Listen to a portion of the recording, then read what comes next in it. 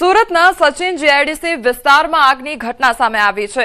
Hojiwala industrial એસ્ટેટમાં ભીષણ આગ લાગવાની ઘટના બની તો ગોપી નામની કંપનીમાં આગ લાગતા સુરતનું તમામ ફાયર વિભાગને ઘટનાસ્થળે જવા રવાના કરવામાં આવ્યું છે। ત્યારે ફાયર વિભાગ દ્વારા બ્રિગેડ કોલ જાહેર પણ કરવામાં આવ્યો છે। તો સુરતની આ ઘટના સામે આવી છે કે જ્યાં આગ લાગવાની ઘટના બની છે તો ગોપી નામની જે કંપની આવેલી છે તે કંપનીમાં આગ લાગતા અફરાતફરી સર્જાઈ ગઈ છે। સંવાદદાતા કીર્તેશ અમારી સાથે જોડાઈ ગયા છે। કીર્તેશ, આગ લાગવાની ઘટના ગોપી નામની કંપનીમાં સર્જાઈ છે, અત્યારે કયા પ્રકારની પરિસ્થિતિ છે? બિલકુલ, સુરતના સચિન જીઆઈડીસી વિસ્તારમાં ટેક્સટાઇલ એક કંપનીમાં અચાનક આગ લાગી ગઈ છે। ખાસ કરીને ટેક્સટાઇલની કંપની છે, એટલે કે આની અંદર સૌથી વધારે કાપડનો જથ્થો છે અને કાપડ પેટ્રોલિયમ પેદાશમાંથી બને છે, એટલે આગ વિકરાળ બની છે। ખાસ કરીને કહી શકાય કોઈ જાનહાની નથી। આગ લાગતાની સાથે તમામ લોકોને કંપનીની બહાર કાઢી મૂકવામાં આવ્યા છે, પણ જ્યારે આ પ્રકારની આગ લાગતી હોય છે ત્યારે આગ પર કંટ્રોલ કરવો સૌથી મુશ્કેલ હોય છે। પાણીનો સતત મારો કરવો પડતો હોય છે, જેને લઈને બ્રિગેડ કોલ જાહેર કરવામાં આવ્યો છે। સુરતની તમામ ફાયરની ગાડીઓ રવાના થઈ છે અને કહી શકાય છે કે માત્ર આ કંપનીની અંદર અત્યારે તો ધુમાડા નીકળી રહ્યા છે, પણ જો ફાયર સમય અસર પહોંચી જાય અને કહી શકાય કે અલગ અલગ દિશામાંથી પાણી મારે તો આગ એકાદ કલાકમાં કંટ્રોલમાં આવે તેવું ફાયરના સૂત્રો દ્વારા જાણવા મળી રહ્યું છે। પણ ટેક્સટાઇલ માર્કેટના અને કપડા સાથે જોડાયેલી આગ હોય છે, જ્યારે સુરત બ્રિગેડ કોલ જાહેર કરી તમામ ગાડીઓને રવાના કરે છે। હાલ સમગ્ર વિસ્તારમાં દોડધામ મચી છે, પોલીસ ઘટના સ્થળે પહોંચી છે, પણ કોઈ જાનહાનિના સમાચાર સામે નથી આવ્યા। જી કીર્તેશ, આગ લાગવાની ઘટના બની છે, કેટલો સમયગાળો વીત્યો અને અત્યારે કેટલી જે ફાયરની ગાડીઓ છે તે ઘટના સ્થળે છે? શું લોકો અંદર હાજર હતા તે સમયગાળા દરમિયાન આગ લાગી હતી? શું અપડેટ?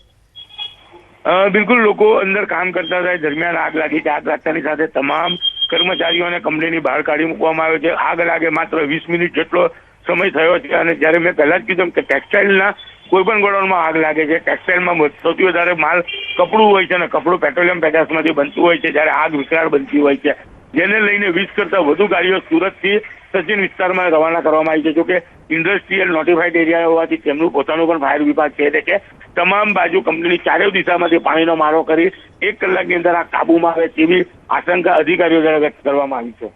જી કીર્તેશ, આજે આગ લાગી છે તે વિસ્તારની જો વાત કરવામાં આવે તો તે વિસ્તાર કેવો છે? શું ગીચ વિસ્તાર છે? આજુબાજુ પણ જે કાપડની મિલો છે તે આવેલી છે, શું તેમાં પણ આગ પ્રસરી શકે તે પ્રકારના એંધાણ જોવા મળી રહ્યા છે હાલ?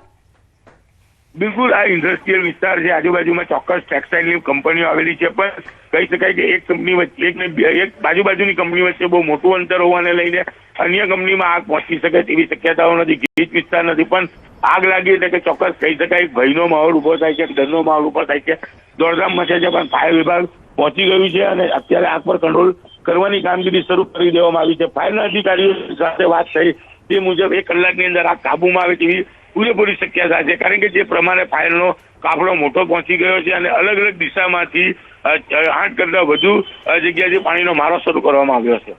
જી કીર્તેશ, સમગ્ર માહિતી બદલ આપનો આભાર।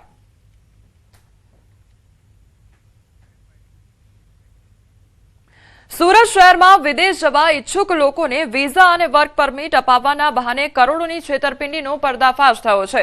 પાલ પોલીસ સ્ટેશનની ટીમે એક એજન્ટને ઝડપી પાડ્યો છે, જે મહાકાલ ટ્રાવેલ્સ નામે એજન્સી ચલાવી લોકોને વિદેશમાં નોકરી અને સેટલમેન્ટના સપના બતાવતો હતો। આરોપીએ ફિનલેન્ડના ઈ વર્ક પરમિટ અને કેનેડાના સ્ટેમ્પ વિઝાની લાલચ આપી કુલ 13 જેટલા લોકોને નિશાન બનાવ્યા તો કુલ રૂપિયા 2.13 કરોડ જેટલી રકમ વસૂલ કરી હતી। પૈસા મળ્યા બાદ કોઈપણ પ્રકારની પ્રક્રિયા કર્યા વગર આરોપીએ છેતરપિંડી આચરી હતી અને પીડિતોને લાંબા સમય સુધી ખોટી આશા પણ આપતો રહ્યો હતો। પોલીસની પ્રાથમિક તપાસમાં વધુ લોકો સંડોવાયેલા હોવાની શક્યતા પણ વ્યક્ત કરવામાં આવી છે અને આ દિશામાં તપાસ તેજ કરવામાં આવી છે। તો વિઝા અને વર્ક પરમિટ આપવાની લાલચ લોકોને આપવામાં આવતી હતી અને ત્યારબાદ છેતરપિંડી આચરવામાં આવતી હતી। તો આરોપી અત્યાર સુધી 13 લોકોને શિકાર બનાવ્યા હોવાનો